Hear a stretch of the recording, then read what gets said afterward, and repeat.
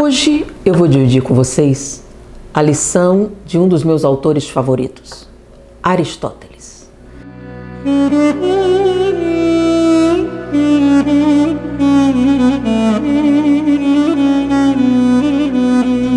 Aristóteles me encanta não só pela dimensão do seu estudo, também porque ele é o pai da ciência.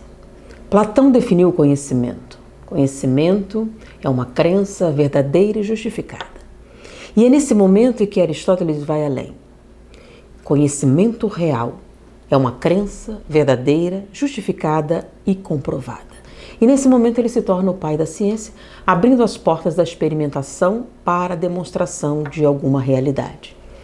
Então, eu acho ele notável ser o desenvolvedor do que a gente chama de método por excelência para desvendar a verdade, a lógica.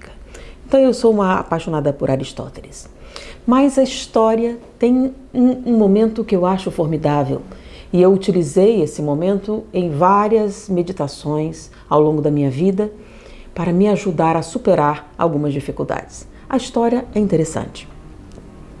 A rainha da Macedônia estava grávida do herdeiro quando, preocupada com o futuro da sua prole, foi ao oráculo de Delfos. E lá recebeu um vaticínio muito importante. Ela disse para ela que aquela criança que ela trazia no ventre seria grande. Isso ganhou uma dimensão, um significado em sua vida extenso. E ela resolveu garantir que esse vaticínio se tornasse verdadeiro. Quem era o homem mais sábio da época? Aristóteles. Já era reconhecidamente um dos filósofos mais importantes. Ela foi a Aristóteles.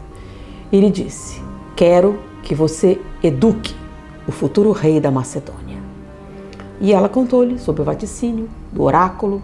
Era um oráculo respeitado, reconhecido. A criança que eu trago no ventre será grande.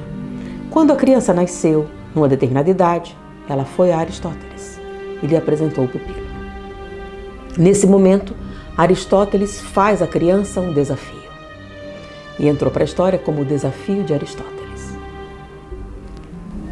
Zangar-se é fácil. Qualquer um pode fazer isso.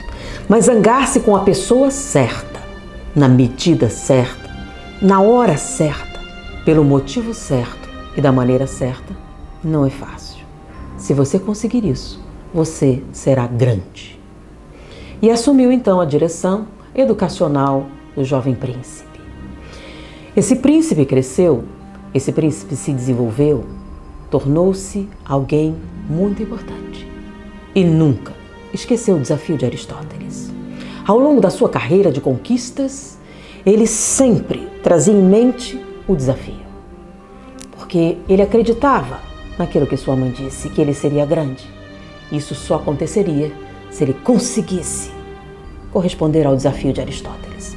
Então, a cada conquista, após uma batalha sangrenta e muito difícil, e foram muitas, ele aquietava a sua mente, saciava a sua fome, a sua sede, os seus desejos mais prementes, descansava, acordava, esvaziava a mente, então tomava uma decisão. Nunca tomou uma decisão sob o calor da emoção. Nunca julgou alguém sobre a ação de nenhum estímulo que não a lógica ensinada por seu mestre.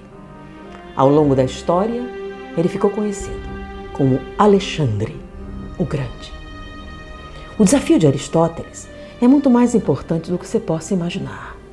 A maior parte dos nossos problemas vem justamente da falta de consciência das nossas emoções no momento em que elas acontecem.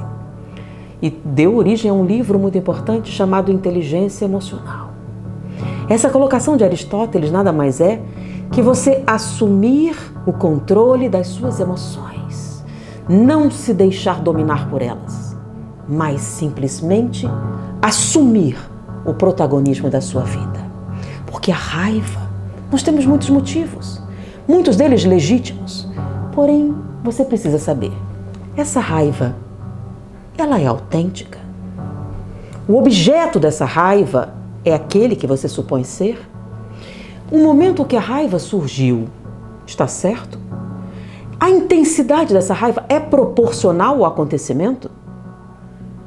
É o momento de você extravasar isso? Todas essas respostas são essenciais para que as suas decisões sejam tomadas com a sua razão e que sejam a melhor decisão possível diante dos acontecimentos. Então, o desafio de Aristóteles nunca foi tão atual como nesse momento. Porque sentir raiva é fácil, qualquer pessoa faz isso.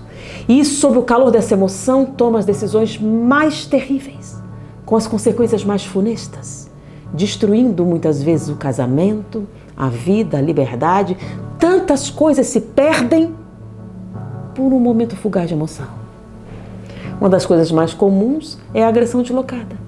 A sua frustração em uma região, você derrama em outra pessoa.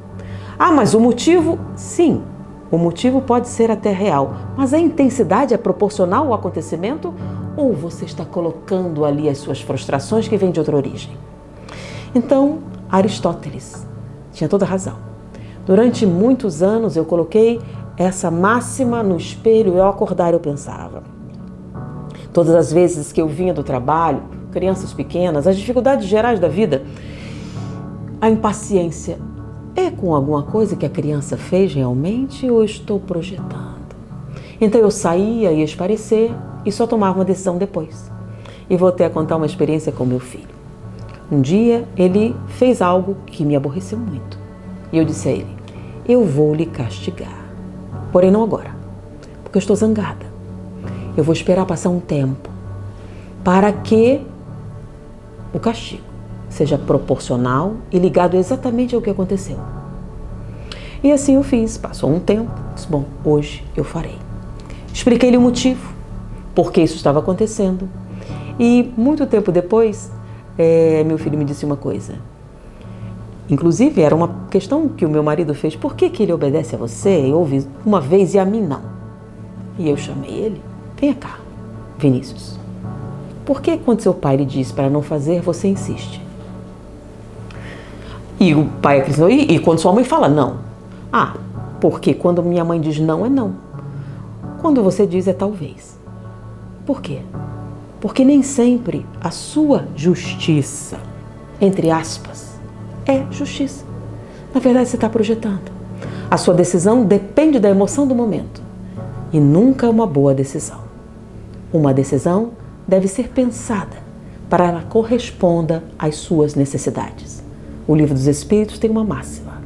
Que fazer para alcançar a felicidade e resistir ao mal? Resposta. Um sábio da antiguidade falou disse, conhece-te a ti mesmo.